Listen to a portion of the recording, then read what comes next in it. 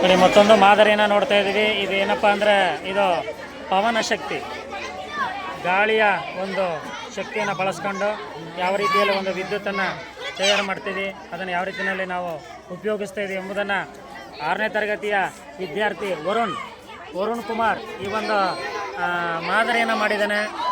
ಜೊತೆಗೆ ನೀವು ನೋಡ್ತಾ ಇದ್ದೀರಾ ಆ ಒಂದು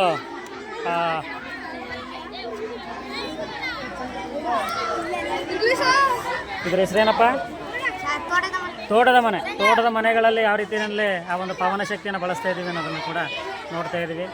ಗಾಳಿಯಿಂದ ಒಂದು ವಿದ್ಯುತ್ತನ್ನು ಯಾವ ರೀತಿ ತಯಾರು ಮಾಡಿ ಅದನ್ನು ನಾವು ಬಳಸ್ತೀವಿ ಅನ್ನೋದನ್ನು ನೀವು ನೋಡ್ತಾ ಇದ್ದೀರಾ. ಅದರಲ್ಲಿ ಚಕ್ರ ತಿರುಗ್ತಾ ಇದೆ, ಪವನ ವಿದ್ಯುತ್, ಅದು ಪವನ ಶಕ್ತಿ. ಒಂದು ತೋಟದ ಮನೆ ನೋಡಿ, ಅಲ್ಲಿ ವ್ಯವಸಾಯ ಮಾಡಿರ್ತಕ್ಕಂಥದ್ದು ಮತ್ತು ರೈತ ಒಂದು ಟ್ರ್ಯಾಕ್ಟರನ್ನು ಕೂಡ ಅಲ್ಲಿ ಬಳಸಿರ್ತಕ್ಕಂಥದ್ದು, ಎತ್ತಿನ ಗಾಡಿ, ಇದರೆಲ್ಲರ ಒಂದು ಹಳ್ಳಿಯ ಒಂದು ನೆನಪನ್ನು ನಮಗೆ ಈ ಒಂದು ಮಾದರಿ ಮುಖಾಂತರ ತಂದುಕೊಟ್ಟಿರ್ತಕ್ಕಂಥ ವಿದ್ಯಾರ್ಥಿಯನ್ನು ನಾವು ನೋಡ್ತಾ ಇದ್ದೀವಿ. ವರುಣ್ ಕುಮಾರ್ 6ನೇ ತರಗತಿಯ ವಿದ್ಯಾರ್ಥಿ. ಮತ್ತೊಂದು ಮಾದರಿಯನ್ನು ನೋಡ್ತಾ ಇದ್ದೀವಿ. ಇದು ಜ್ವಾಲಾಮುಖಿ ಅಂತಕ್ಕಂಥದ್ದು.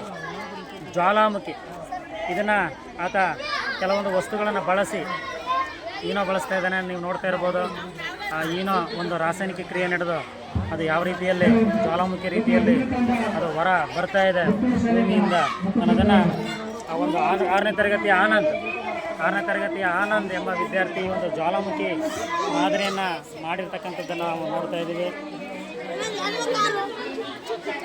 ಹಾಗೆ ಪೃಥ್ವಿ ಕರಾಸ್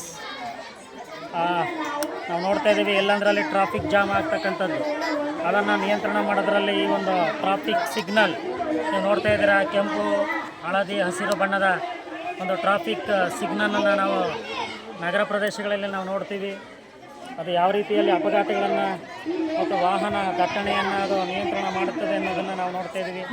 ಈ ಒಂದು ಮಾದರಿಯನ್ನು ಮಾಡಿರ್ತಕ್ಕಂಥ ವಿದ್ಯಾರ್ಥಿ ಪೃಥ್ವಿ ಕರಾಸ್ 6ನೇ ತರಗತಿಯ ವಿದ್ಯಾರ್ಥಿ. ಈ ಒಂದು ಟ್ರಾಫಿಕ್ ಸಿಗ್ನಲ್ ಸಂಕೇತ ದೀಪಗಳು ಅದನ್ನು ಭಾಳ ಸುಂದರವಾಗಿ ಮಾಡಿರೋದನ್ನು ನಾವು ನೋಡ್ತಾ ಇದ್ದೀವಿ. ಹಾಗೆ 7ನೇ ತರಗತಿಯ ಚಿನ್ಮಯ್, CJS ಚಿನ್ಮಯ್, ಆ ಒಂದು ಕಿತ್ತಳೆ ಹಣ್ಣಿನ ಸಿಪ್ಪೆಯ ರಸವನ್ನು ಬಳಸ್ಕೊಂಡು ಜೇಡರ ಬಲೆ ಯಾವ ರೀತಿಯಲ್ಲಿ ರಚನೆ ಆಗುತ್ತೆ ಎಂಬುದನ್ನು ಬಹಳ ಪ್ರಾಯೋಗಿಕವಾಗಿ ನೀವು ನೋಡ್ತಾ ಇದ್ದೀರಾ. ಯಾವ ರೀತಿಯಲ್ಲಿ ಆ ಒಂದು ಸಿಪ್ಪೆಯನ್ನು ಹಿಂಡಿ ಅದರ ರಸವನ್ನು ತೆಗೆದು ಯಾವ ರೀತಿಯಲ್ಲಿ ಅವನು ಆ ಒಂದು ಬಲೆಯನ್ನು ನಿರ್ಮಾಣ ಮಾಡ್ತಾ ಇದ್ದಾನೆ. ಗಾಳಿಯ ಸಂಪರ್ಕಕ್ಕೆ ಬಂದಂಥ ಆ ಒಂದು ರಸ ಯಾವ ರೀತಿಯಲ್ಲಿ ಅದು ಜೇಡರ ಬಲೆಯ ರೀತಿಯಲ್ಲಿ ಅದು ರಚನೆ ಆಗುತ್ತೆ ಎಂಬುದನ್ನು ನೀವು ಗಮನಿಸ್ತಾ ಇರ್ಬೋದು. ಬಲೆ ಯಾವ ರೀತಿ ರಚನೆ ಆಗ್ತಾಯಿದೆ ಎಂಬುದನ್ನು ನೋಡ್ತಾ ಇರ್ಬೋದು. ಯಾವ ರೀತಿಯಲ್ಲಿ ಅದು ಜೇಡ ಯಾವ ರೀತಿಯಲ್ಲಿ ಬಲೆಯನ್ನು ಎಳೆಯುತ್ತೋ ಆ ರೀತಿಯಲ್ಲಿ ಆ ಒಂದು ಪ್ರಯೋಗವನ್ನು ಆತ ಮಾಡಿ ತೋರಿಸ್ತಾ ಇದ್ದಾನೆ.